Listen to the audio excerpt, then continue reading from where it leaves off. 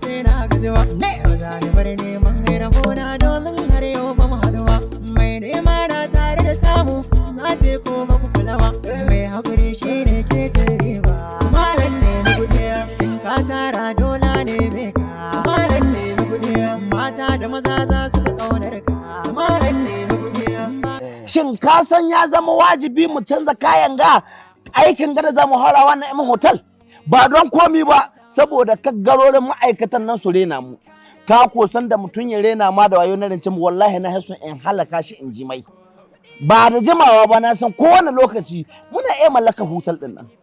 Ina hake Gani dan ladi ni kai zan hada ma wannan don kai kanka na rawa kan mu tahe cikin mutane ka tusan mai mutunci kai don Allah dole na ai da mun shiga wannan wuri dole na in baka girman ka da Allah ya baka. to ina kake Gani kai ko in dai haka yi haka da na mallaki na in hotel kai na kawa manaja. Na rinta ma.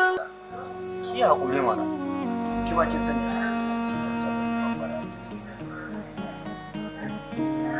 A ci na bari na mu da kike a nisa.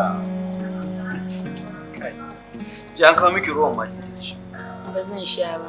Yayi ka san ko ban samu zama a wurin ne ba amma ka tafi ka kyale bishiyi ba zan sha ba. Ya akwai abin da zan gaya miki kuma ina da tabbacin idan na gaya miki shi zaki farin ciki sosai. Allah ya Wato mutane sun mai da duniya sun sa ta gaba shi yasa ake ta faɗawa cikin shirme daban-daban wato lamarin gada ka gani na duniya sauki gare shi duk wanda ka ga ya zo ma da wahala shi ya wahal da kanshi